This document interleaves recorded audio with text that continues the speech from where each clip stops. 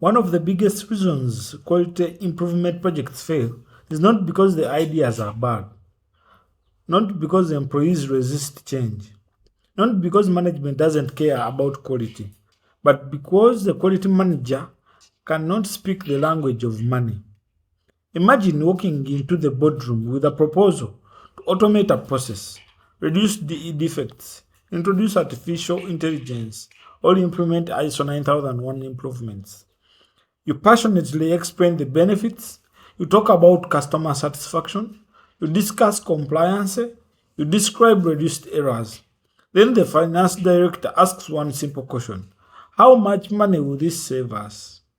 Silence.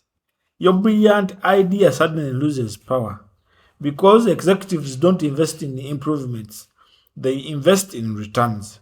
And that's why every modern quality manager must master financial literacy. Many quality managers believe quality exists separately from finance. That is one of the biggest misconceptions in modern management. Quality is finance. Every defect costs money. Every delay costs money. Every customer complaint costs money. Every unnecessary approval costs money. Every hour employees waste on non-valuable adding activities costs money. Poor quality is expensive.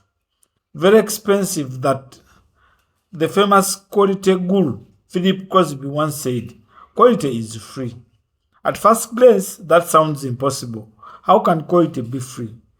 Because that actually costs money is poor quality. The money spent preventing problems is usually far less than the problem spent fixing them.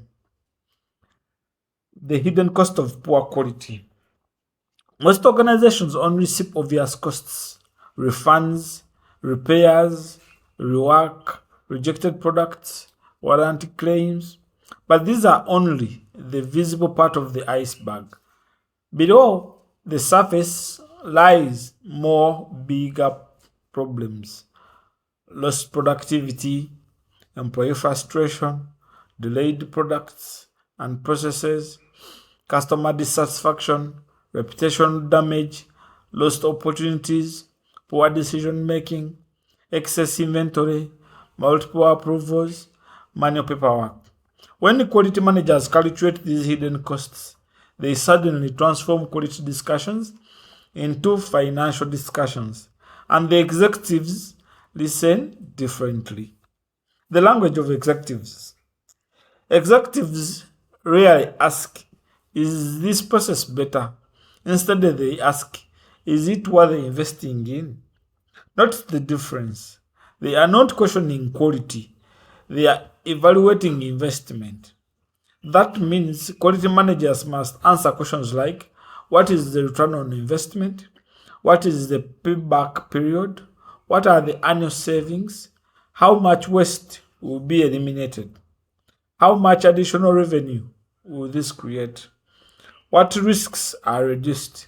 What is the net present value? Without these answers, quality becomes difficult to sell. Every improvement is an investment. Consider two quality managers. The first says, we need a new document management system because our current system is inefficient. The second one says, our employees spend approximately 800 hours every year searching for documents. At an average labor cost of 50,000 shillings per hour, this represents 400 million shillings annually.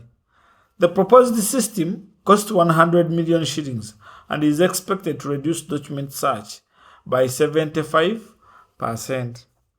The investment pays for itself in less than 4 months. Who do you think gets approval? The second one? Not because the idea is different, because the language is different. Understanding return on investment. Return on investment, or ROI, is one of the simplest financial tools. Suppose improving process costs $10,000. The improvement saves $40,000 every year. The RIO is enormous. In simple terms, small investment, large savings, Executives love that. Every quality manager should calculate the ROI before presenting any improvement proposal. Understanding payback period. Sometimes management wants to know how long before we recover our money. This is called the payback period. Imagine investing $100,000 in auto pension. If the organization saves $25,000 every month, the investment pays for itself in 4 months. After that, everything becomes profit. That's powerful. Quality is about reducing the cost of complexity. Many organizations unknowingly create expensive complexity. Too many approvals, duplicate forms, multiple signatures, manual data entry, repeated inspections, excessive reporting. Quality managers should ask one simple question. Does this activity create for the customer? If the answer is no, why are we paying for it? Removing unnecessary activities often saves millions without purchasing any new technology. Data makes quality incredible. Opinions rarely convince executives. Numbers do. Instead of saying our process is 0, say the average processing time increased from 3 days to 8 days over the last 12 months, costing approximately 2,000 productive hours annually. Instead of saving, there are many customer complaints. Say, customer complaints increased 28%, resulting in an estimated revenue loss of $500,000. Quality managers must become storytellers with numbers. The financial tools every quality manager should learn. Every professional quality manager should understand cost of quality, cost of poor quality, budgeting, variance analysis, return on investment, payback period, net present value, internal rate of return, break-even analysis, activity-based costing. You don't need to become an accountant, but you must become financially fluent. ISO 9001 and financial thinking. Interestingly, ISO 9001 never explicitly tells organization to maximize profits. Yet, almost every clause supports financial performance. Risk-based thinking prevents costly failures, competence-reduced mistakes, monitoring and measurement improvement efficiency, continuous improvement eliminates waste, customer satisfaction protects revenue, evidence-based decision-making improves investments. Quality systems are financial systems in disguise. The future quality manager. The quality manager of yesterday focused on compliance. The quality manager of today focuses on continuous improvement. The quality manager of tomorrow must become a business strategist. That means understanding operations, technology, artificial intelligence, data analytics, risk management, and finance.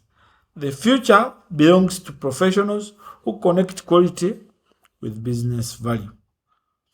Quality is no longer just about procedures, it is about profitability. Every process improvement requires investment, every investment demands justification, and every justification requires financial literacy. The organizations that thrive tomorrow will be led by quality managers who can answer not only how can we improve quality, but also how much value will this improvement create. When quality meets finance, improvement becomes investment.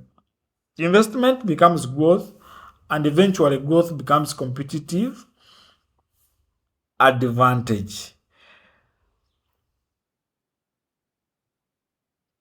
So, you can tell us, do you think quality managers should learn finance as a core competence? Thank you for listening to Misenyi Basito is my name.